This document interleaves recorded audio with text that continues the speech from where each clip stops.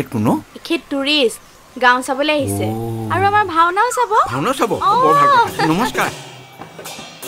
কিমান কলি তই $100 কোনো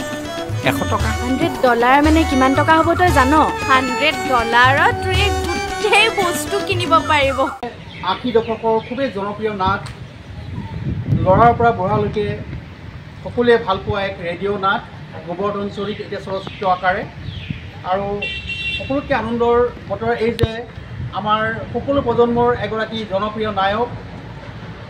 আমাৰ এভাৰগ্ৰীণ ব্যক্তিত্ব অৰুণ হাজৰিকাদাই ছবিখনত বিশেষভাৱে অভিনয় কৰিছে তেখেতক শুভকামনা শুভেচ্ছা জ্ঞাপন কৰিছোঁ আৰু দুআষাৰ অনুভৱ যে আজি বহু বছৰ বিৰতিৰ মূৰত অসমৰ ছবি ইতিহাসত ছবি উদ্যোগলৈ এক ধুনীয়া আশাৰ বতৰা আহিছে আৰু খুব এটা সুন্দৰ ছবি অহা 3 মে'ত মুক্তি লাভ কৰিব অনুভৱ মোৰ সৌভাগ্য যে এখন অতি জনপ্ৰিয় এখন ৰেডিঅ'ৰ নাটক আছিলে গোবৰ্ধন চৰিত য'ত আমাৰ শ্ৰদ্ধাৰ প্ৰয়াত ইন্দ্ৰবনীয়াদেৱে গোবৰৰ চৰিত্ৰটো কৰিছিলে আৰু চেতনা বাইদেৱে মইনা চৰিত্ৰটো কৰিছিলে আৰু দৰ্শকৰ নহয় তেতিয়া অন্ততঃ শ্ৰোতাৰ মনত সাজ বহুৱাই গৈছিলে আৰু শ্ৰোতাসকলেও গোটেই কাহিনীৰ ভাগ দেখা নিচিনা হৈ আছিলে ৰেডিঅ'ত এনেকুৱা ধৰণে সম্প্ৰচাৰিত হৈছিলে যে গোবৰ্ধন চৰিত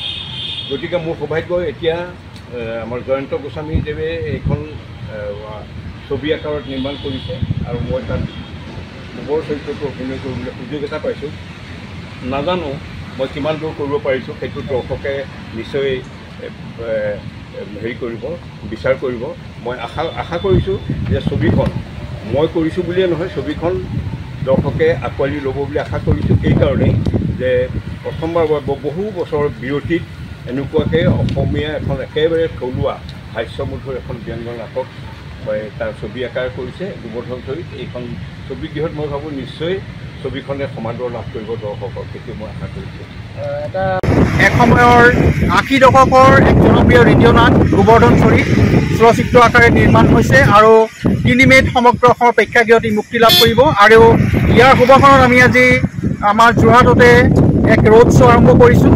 শইকীয়া গৰু গাড়ীৰে আৰু আমাৰ খুৰাসকলে আমাক উৎসাহিত কৰিছে সহায় কৰি আছে আৰু আমি গাঁও অঞ্চলত আজি এই ৰোড শ্ব' আৰম্ভ কৰিছোঁ আশা কৰিছোঁ অসমৰ বিভিন্ন অঞ্চলত থকা আমাৰ নতুন প্ৰজন্মৰ লগতে বিভিন্ন আমাৰ অভিভাৱকসকল আছে বা শিক্ষাগুৰুসকল আছে তেওঁলোকে যাতে এই ছবিখনক উৎসাহিত কৰে আৰু অসমীয়া ছবি উদ্যোগটিক বিশ্ব দৰবাৰত প্ৰতিষ্ঠা কৰাৰ এক জাগৰণ আৰম্ভ কৰে এই মানুহ কৰিলোঁ গোবৰ্ধন চৰিত অহা 3 মে'ত হাস্যৰসিক কিবা এটা ওপৰতে ডাইলগ হাস্যৰসিক আচলতে মোৰ ওলাব হ'ল নেকি মোৰ ওলাব হ'ল নেকি ৰচনাৰ সেই ৰঙালা ভাজিখন এতিয়া লয় দেৰি যাব নহয় এতিয়া কোনে লয় কোনোবা এটা ধৰচোন মোৰ ওলাব হ'ল মোৰ প্ৰৱেশ আছে হেৰি কৰিব মই এতিয়া সেই শাৰীয়ে চাৰি মেখেলা চাদৰ এইখনৰ পৰা কেনেকৈ এতিয়া মই হেৰি কৰি পচাই পেলাই বাৰু মই